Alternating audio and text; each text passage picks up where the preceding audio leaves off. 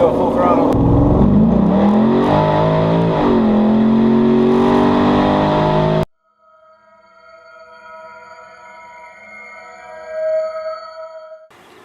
Alright, I'm going to do a completely cold start on this thing. It's about 50 degrees outside. I found out that if I start it up when it's really cold, it doesn't want to idle but about 500 RPM, and you can hear the idle air controls open up all the way. I just think that until they get some heat in the intake, that the throttle blades are just too tight. So if I warm it up just for a little bit, then it starts idling normal. So I'm going to go ahead and fire it up dead cold and show you what I mean.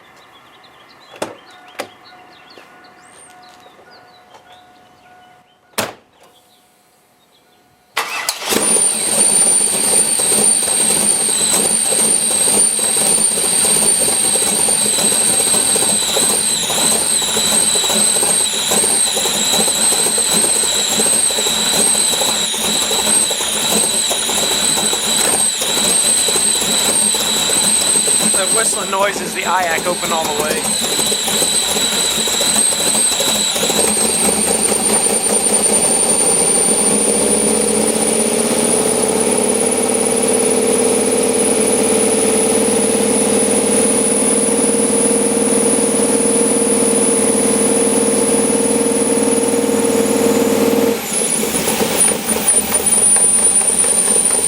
Starting to pick up a little in RPM.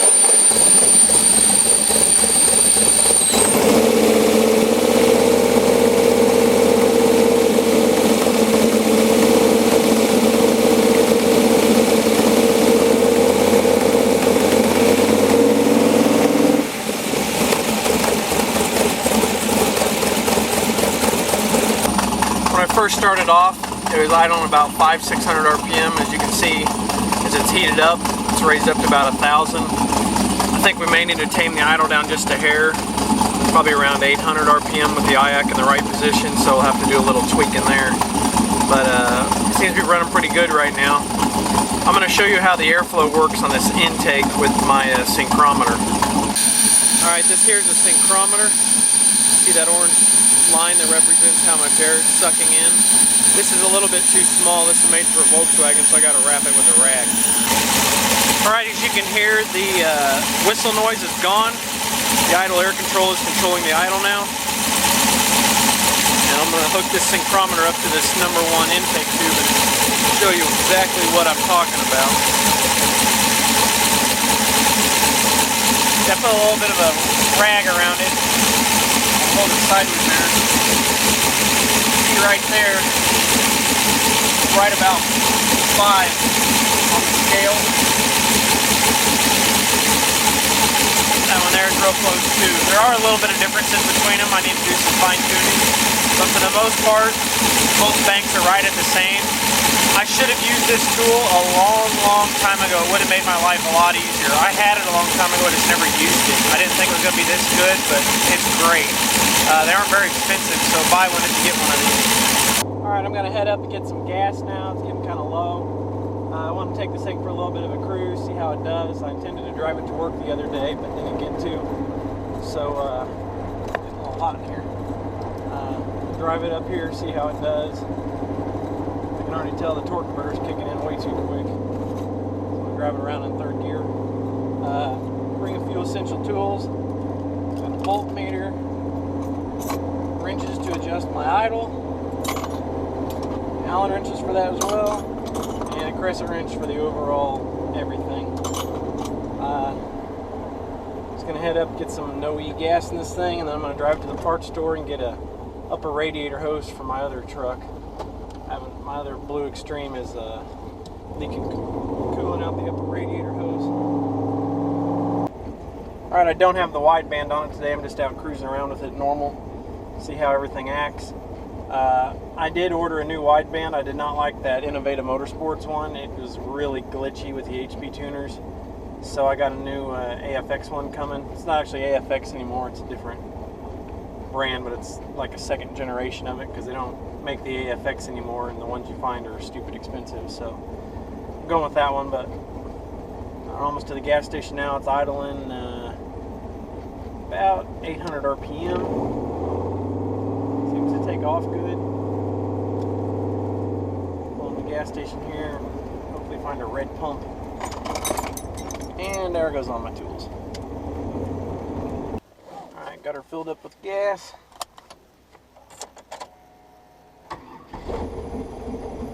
Oh yeah, fire right up. Hear a little bit of the IAC opening. You can hear it whistling a little bit. It's sitting about 600-700 in gear right now.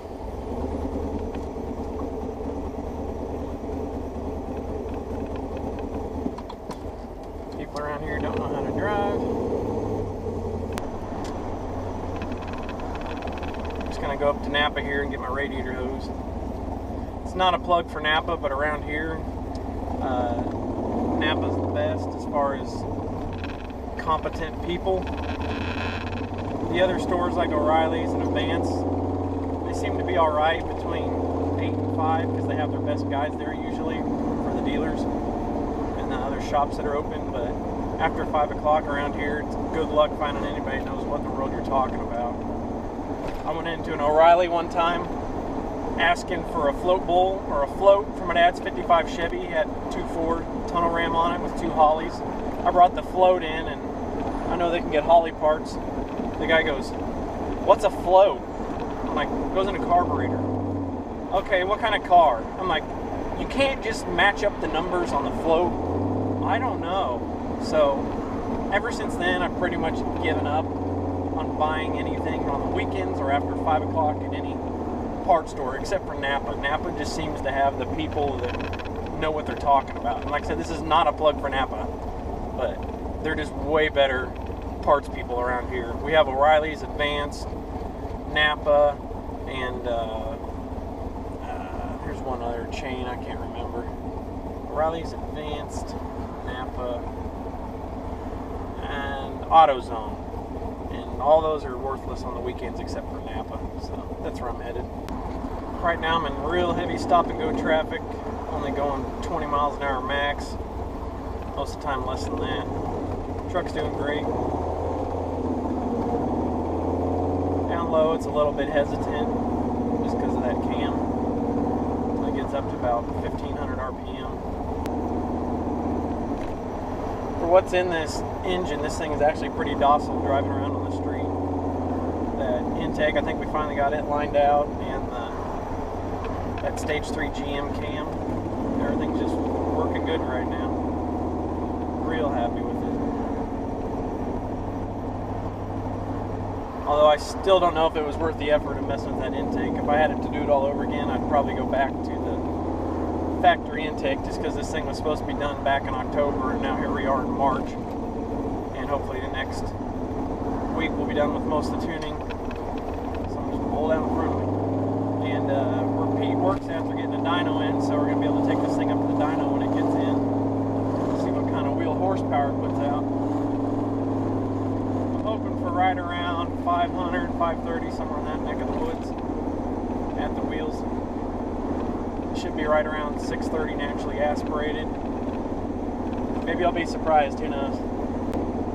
I do need to get my steering wheel fixed. It's way crooked. I need to align this thing. After I put the cab on last, it's off a good 45 degrees or so. I'm not sure why. Probably better double check my rack joint, make sure I didn't do something there. But yeah, it's way crooked. Alright, here we are at Napa.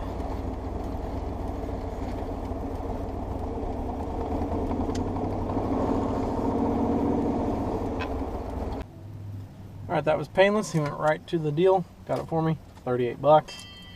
And also, free Napa hat. Can't beat that. Alright, I'm going to take this thing up on the highway, see what it does. Going about 65, 70 with the torque converter on, see how it sounds. Last time with the old idle air control I had, there was a no lean on some cylinders. It was wanting to ping when it was in TCC lockup, so I'm going to see what it does.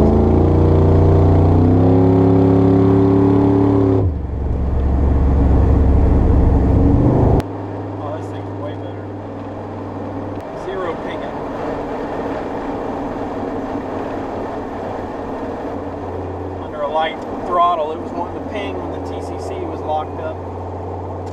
This thing is so much better with that new setup. Alright, I am the first one in line to get to use the drag strip, or I mean the on-ramp, so give her a little bit of gas. When this thing gets above about 25-30% throttle, it sounds like another engine kicks in. Chirping in the tires.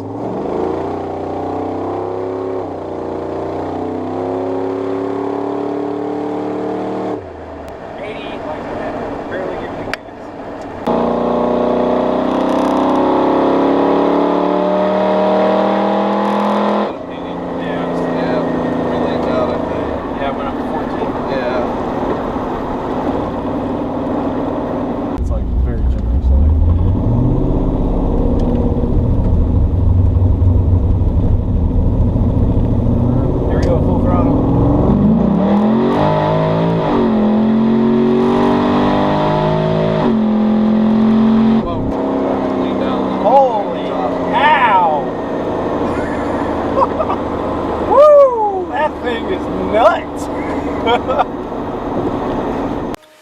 Alright, Pete's adding a ton of fuel in this thing for the top end because we're running out.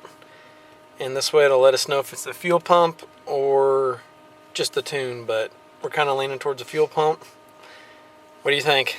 I don't think we're actually going to need 130% of VE with no forced induction, so I'm a little concerned about fuel pressure at this point. So we don't have a gauge hooked up to it or anything, but this should kind of help give us an idea of what's going on watching the injector duty cycle and everything.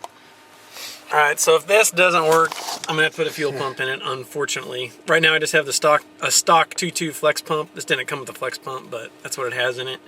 So we're going to give it one more shot. If this don't work, then we're going to call it done until I get another fuel pump in it. And then we got most all the other tuning done, so driving it around, it's fine. It's just wide open throttle. This thing is an animal, so that's where we're at now. We're going to try it again, see what happens. Alright, we just did a quick burst. It's actually running pretty good right now, so the injector tune was just off. So we got a guy up here who keeps revving up on us.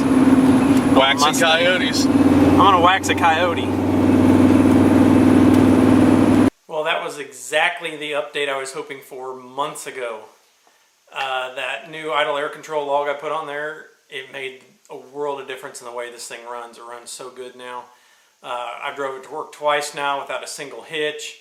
We got the TCC locking up now above 58 mile an hour, and then above I think 15-20% throttle it kicks out.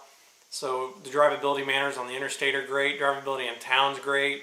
It sounds the way I always wanted it to. It has as much power as the way I always wanted it to. I always just felt something was lacking when I had the LS1 in. Even though I had the cam and the AFR heads on it and ran 1170s, it didn't feel that great to me. Maybe it's because I have two other race cars that run 8s and 6s. But this thing now is a true beast of a street car in my opinion. The dyno, I guess, will tell the actual numbers, but the dyno numbers I care about are the drag strip. I think this thing will be mid to low 10s, the way it feels. I don't know 100% for sure, but just based off of my gut feeling, that's what I think it's going to run if I can get it to hook up. If it runs a 9, I will really be surprised, but hopefully mid 10s, which is going to mean a roll cage, which I don't really want to do. I don't know when I would get to it if I did do it.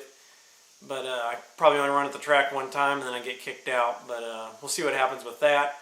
The next video hopefully will be me at the dyno, where Pete works or getting in a new dyno. So you can probably flip over to his channel when I get this thing on the dyno, and he'll probably have videos of what he's doing on his end, and I'll have videos of me and him. So should be a pretty cool video.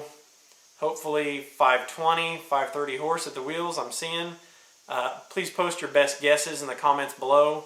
Just out of curiosity, see what you guys think. For reference, it's a LS7 out of like a 2008, 2009 Corvette.